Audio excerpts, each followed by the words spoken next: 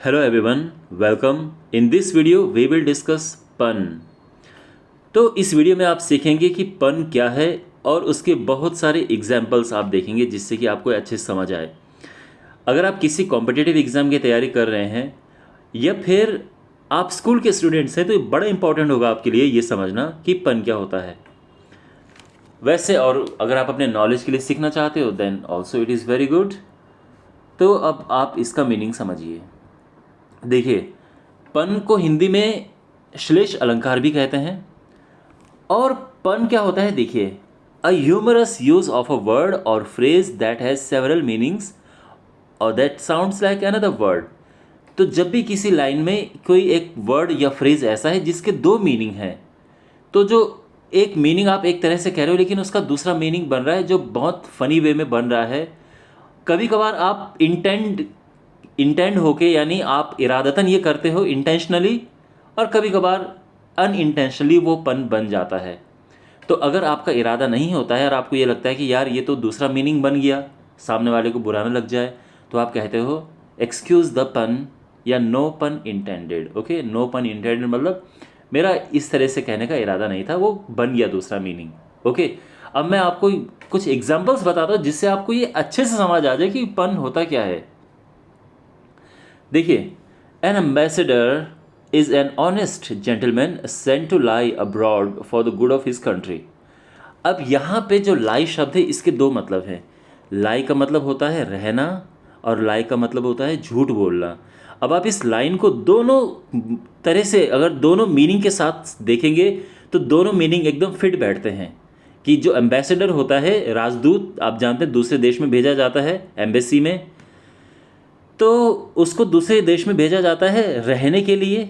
एक तो ये मीनिंग है अपने देश के गुड के लिए, और दूसरा ये कि कभी कभार जो एम्बेसडर होते हैं वो अपनी कंट्री की तारीफ़ करते हैं, बढ़ा चढ़ा के बोलते हैं, तो एक किस्म से वो झूठ बोल रहे हैं लेकिन अपने देश की भलाई के लिए बोल रहे हैं। तो आप देख सकते हैं यहाँ पे जो लाई है इसके दो मीनिंग है।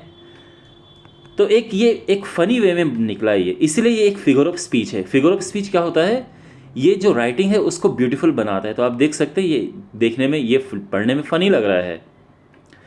The tallest building in the town is the library, it has thousands of stories. तो देखो यहाँ पे जो स्टोरीज़ हैं इसके दो मीनिंग बन रहे हैं। एक तो ये है कि बिल्डिंग की स्टोरी, मंजिलें, यहाँ कहते हैं ना कि एक मंजिल, दो मंजिल, तीन मंजिल, तो एक तो ये मीनिंग हो गया। और दूसरा क्या होता है, स्टोरीज मतलब हाँ बुक्स हैं तो बुक्स में कहानियाँ होती है बहुत सारी।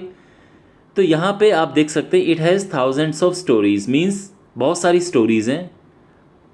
तो अब आप देख सकते हैं और वो टॉलेस्ट बिल्डिंग है तो, और लाइब्रेरी है, तो आई थिंक आपको समझ आ गया होगा। तो यहाँ पे भी जो इसका मीनिंग है वो एकदम दो मीनिंग आ रहे हैं फ़नी वे में। He is a pessimist, his blood group is B negative.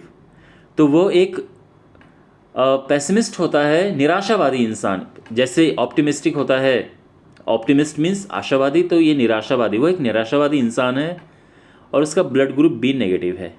तो बी नेगेटिव के दो मीनिंग आ गए, एक तो ब्लड ग्रुप बी नेगेटिव होता है, दूसरा वो इंसानी नेगेटिव है। ऑलराइट, अच्छा अब आगे और एग्जांपल देखो। She had a photographic memory but never developed it.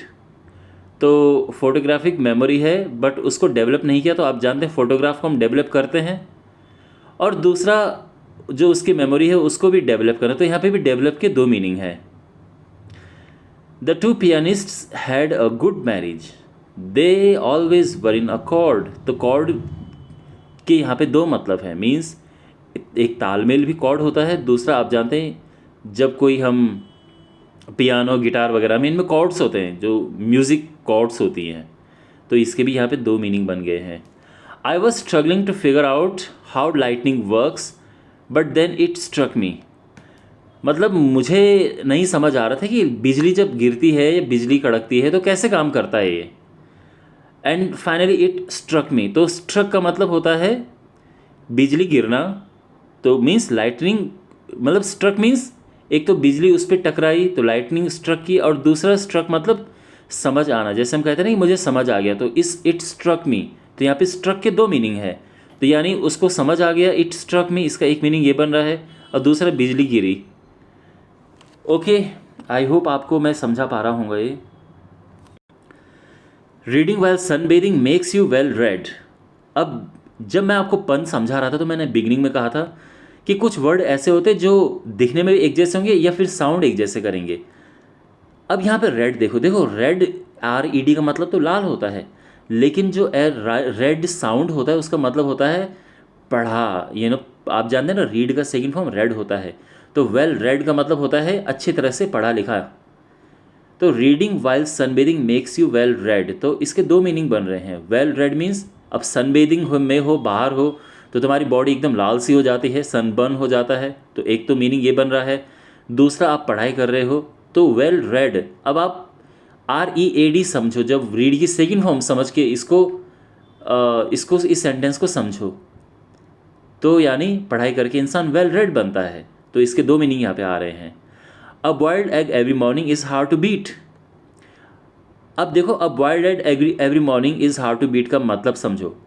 Hard to beat का एक मीनिंग ये है कि मतलब इसको हरा पाना मुश्किल है। हरा पाना मुश्किल मीन्स कि रोज़ सुबह आप एक अंडा खाते हो, इससे बढ़िया बात कुछ हो ही नहीं सकती है।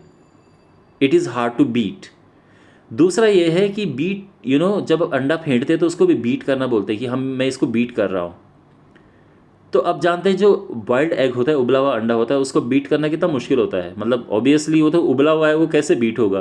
तो इसलिए यहाँ पे इसके दो मीनिंग बन रहे हैं। Two antennas met on a roof, fell in love and got married. समझ गया ना, एंटेना छत पे मिले, लव, उनमें लव हुआ, शादी हो गई। The ceremony wasn't much, ceremony कुछ खास नहीं थी, but the reception was brilliant.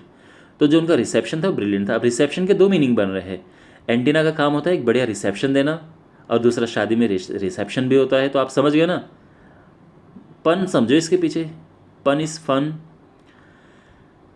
I dropped an electron somewhere, मैंने एक इलेक्ट्रॉन कहीं ड्रॉप कर दिया है। फिर दूसरा पूछ रहा है, हे आर यू श्योर? वो कह रहा है I am positive, yes I am positive. तो ये साइंस वालों के लिए जोक है कि कोई कह रहा है कि मैंने इलेक्ट्रॉन ड्रॉप कर दिया, तो दूसरा पूछा है सच में? तो कह रहा है कि यस आई एम पॉजिटिव। क्यों? जब कोई एटम इलेक्ट्रॉन ड्रॉप करता है तो वो पॉजिटिव चार्ज उसमें आ जाता है, वो पॉजिटिव बन जाता है। और दूसरा आई एम पॉजिटिव का मतलब है कि हाँ मैं सच बोल रहा हूँ। तो यहाँ पे इसके दो मीनिंग हो गए हैं।